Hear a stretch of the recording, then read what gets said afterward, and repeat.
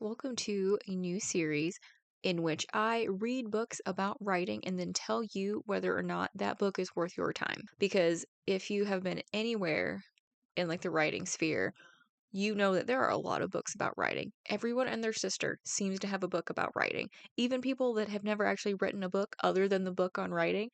And so many of these books are absolutely worthless. They are not worth your time. They are just a cash grab. And those just really annoy me. So I wanted to do this series to read all the books about writing, and I've got a stack. They were sitting on the corner of my desk, but I conveniently moved them and put them on my shelf on the other side of the room while I was cleaning, so I don't have them with me right now.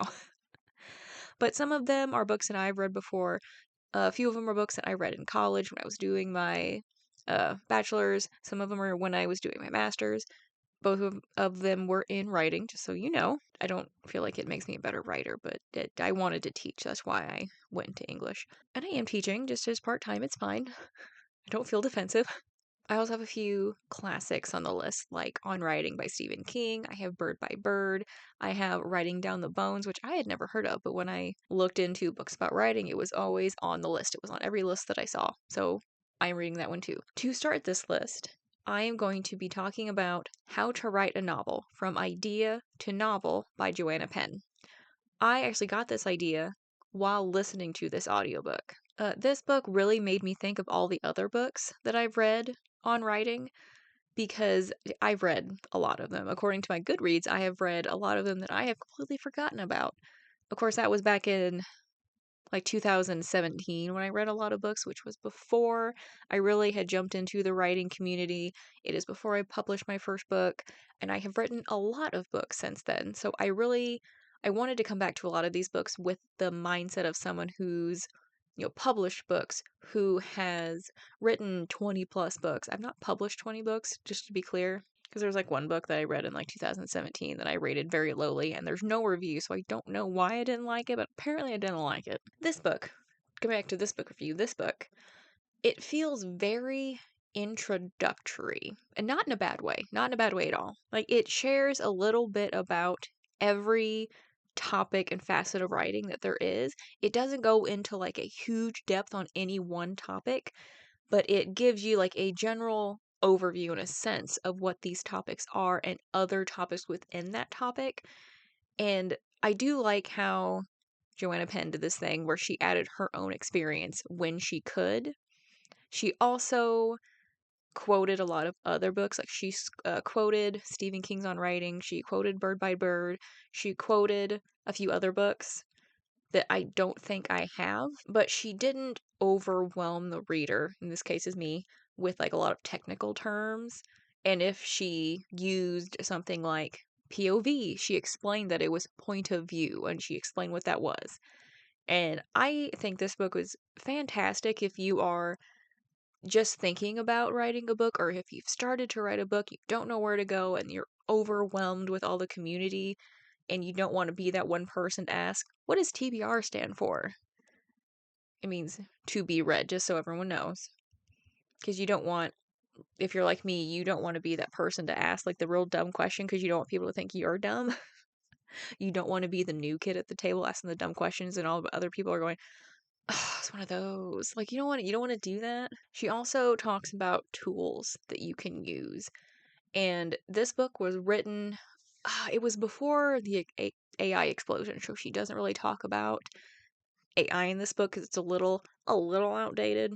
Not as much as some of the other books that I want to read on writing, but she just kind of gives you an idea of the tools that exist and that it is okay to use. She also gives examples, which I really admire because I've read so many books about writing where like the author will say something but then doesn't give you any context. And to me, what that means is they know the piece of advice, but they don't know how to further explain it. They don't know how to give you an example.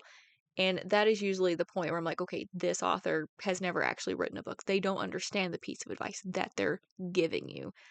And that's usually when I'm like, okay, this is not worth my time. She also gives examples from other successful authors. She talks about, I don't remember something about like opening pages, and she actually reads like the first 2 or 3 sentences from the Hunger Games, like that opening scene.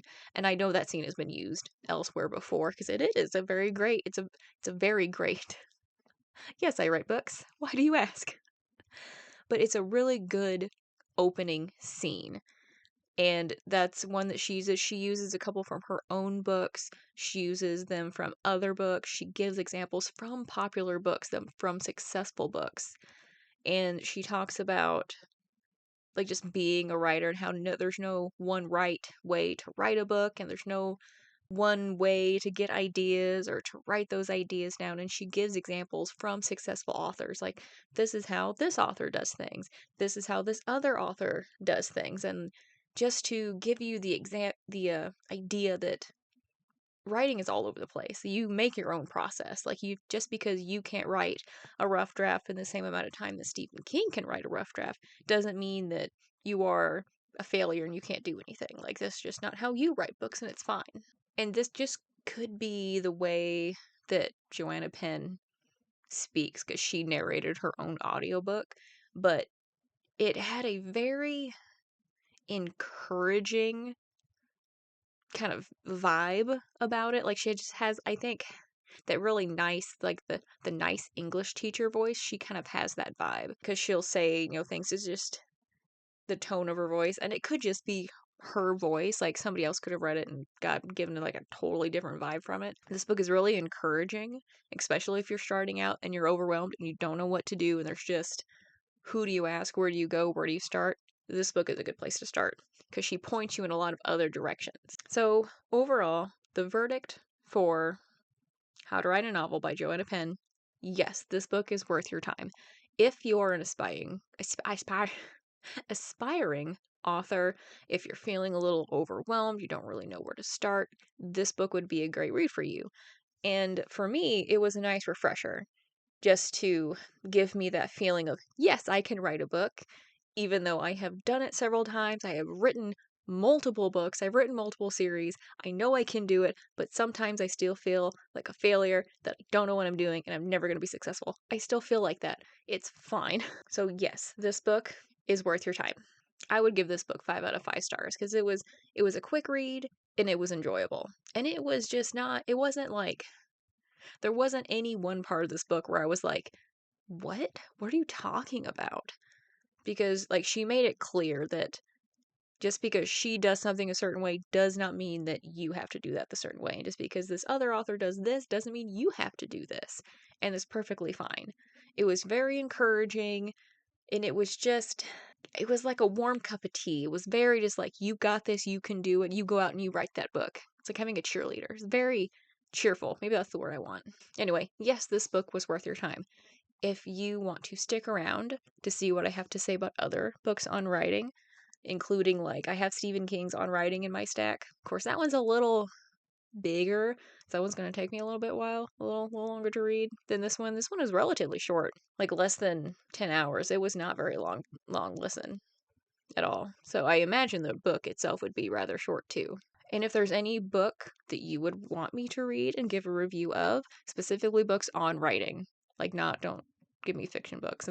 As an author, I feel really weird about reviewing other people's books. It's weird. But like on writing, books about writing, I feel like I'm a little bit more qualified to like talk about those. So if there's any book that you would like for me to look at, I will add it to my list. Make no guarantees. Just let me know. Thank you for joining me. Thank you for watching. I will see you on my next book review, whenever that may be.